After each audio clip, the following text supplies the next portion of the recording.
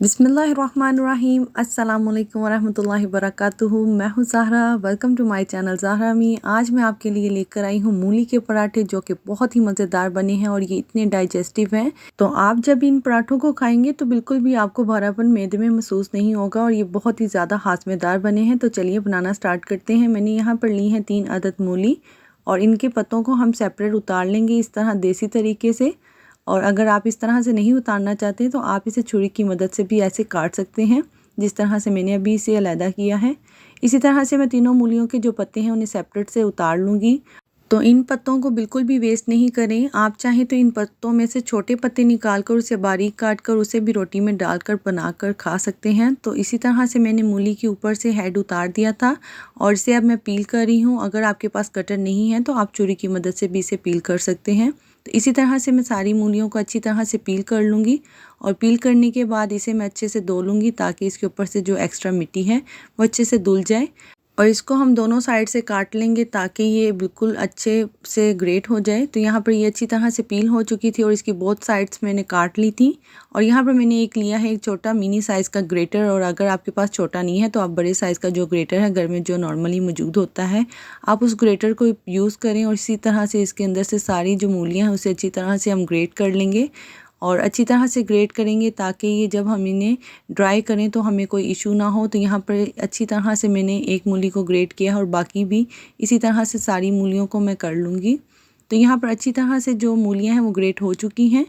अब हम इनमें से क्या करेंगे कि हम इनका पानी निकाल कर सेपरेट कर देंगे क्योंकि इसके अंदर इतना सारा मॉइस्चर होता है जिसकी वजह से रोटी नहीं पक सकती और हम ऐसे ही पकाएंगे तो रोटी फट भी सकती है। तो यहाँ पर मैंने लिया है एक बाउल और एक मखमल का कपड़ा। इसे अच्छे से फैलाकर हम इसमें डालेंगे थोड़ी सी मूलियाँ और ताकि हम इसे अच्छी तरह से निचोड़ सकें यानी कि स्क्वीज़ कर सकें।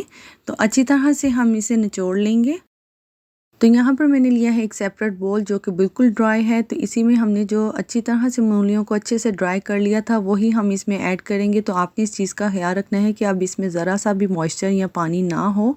तो आप देख सकते हैं कि ये बहुत अच्छी तरह से ड्राई हो चुकी हैं। तो अब हम इनमें डालेंगे स्पाइसेस। तो यहाँ पर मैंने लिया है 1 खाने का चम्मच ज़ीरा, तो जो आपने पहले से रोस्ट करके इसमें ऐड करना है। और इसके साथ डालेंगे 1 खाने का चम्मच सुर्ख मिर्च पाउडर और आधा खाने का चम्मच इसमें मैंने डाला है हल्दी पाउडर। इसे डालने के बाद इसे हम थोड़ा सा अच्छी तरह से मिक्स कर लेंगे और इतना अच्छा मिक्स करना है ताकि जो स्पाइसेस हैं वो इन मूलियों के ऊपर अच्छी तरह से कवर हो जाए। तो यहाँ पर हम इसमें मज़ीद जो ऐड करने जा रहे हैं वो हमने इसमें डालना है हरा धनिया। हरा धनिया आपने बिल्कुल अच्छी तरह से धो लेने के बाद उसे भी आपने मखमल के कपड़े में अच्छी तरह से निचोड़ लेना है, या आप पहले से धोकर इसे सेपरेट रख लें तो वो ज़्यादा बेहतर रहेगा। और ये बिल्कुल ड्राई होना चाहिए और ये मैंने इस्तेमाल किया है यहाँ पर आधा कप। इसे डालने के बाद इसे हम अच्छी तरह से मिक्स कर लेंगे। और यहाँ पर मैंने लिया है 3 इंच का टुकड़ा अदरक का, इसे भी हम अच्छी तरह से ग्रेट कर लेंगे। तो आप इसमें कूट कर नहीं डाल सकते बल्कि आप इसे अच्छी तरह से इसी तरह से ग्रेट कर लें तो इससे इसका जायका बहुत ज़्यादा इन्हेंस होगा और इससे भी आपका जो खाना है वो बहुत जल्दी हाज़मेदार हो जाएगा। तो अदरक डालने के बाद ये देख सकते हैं कि इसमें मैंने सिर्फ 1 खाने का चम्मच ही ग्रेट किया हुआ अदरक डाला है। नमक मैं इसमें ऐड कर रही हूँ 1 खाने का चम्मच। तो नमक और मिर्च आपने अपने जायके के मुताबिक ही ऐड करनी है, आप इसमें कम या ज़्यादा कर सकते हैं। तो यहाँ पर मैंने नमक और मिर्च को चख लिया था और यहाँ पर ये माशाल्लाह से बिल्कुल परफेक्ट है। तो यहाँ पर मैंने आटा पहले से गूंद कर रख लिया था। आपने आटा जब भी गूंदना है तो उसमें आधा खाने का चम्मच नमक ऐड करने के बाद उसे नॉर्मली जैसे आप घर में आटा गूंदते हैं वैसे ही गूंद लें। और यहाँ पर मैं इसके छोटे छोटे से पेड़े कर रही हूँ। तो आपने इतने ही पेड़े बनाने हैं जितनी आप रोटी की साइज़ रखते हैं, मीडियम या बड़ा। तो यहाँ पर मैंने 4 रोटियों के पेड़े बना लिए थे और इसे मैंने दिए थे 2 से 3 मिनट तक स्टे। और जैसे ही 2 से 3 मिनट गुजरे हैं तो अब मैं इसके छोटे से पेड़ों को अच्छी तरह से बेल लूँगी। तो यहाँ पर पेड़े को सबसे पहले आटे में मैंने इसे कोट किया है और इसके बाद हाथों की मदद से इसे मैं फैला रही हूँ।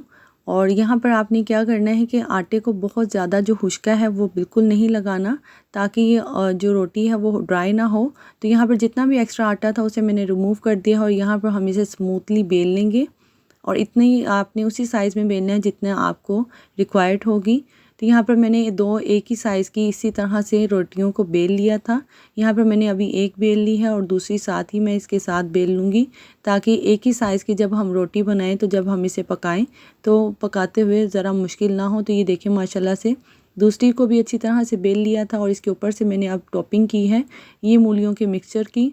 और इसे हमने भरकर ज़रा डाला है ताकि जब आप इसकी बाइट लें तो आपको बहुत ज़्यादा रिच और बहुत ही ज़्यादा जायका दे और बहुत ही मज़ेदार और लाजवाब बनी है, क्योंकि ये बिल्कुल भी आपको भारीपन महसूस नहीं कराएगी, बल्कि ये बहुत ही ज़्यादा डाइजेस्टिव है, बहुत ही ज़्यादा हाज़मेदार।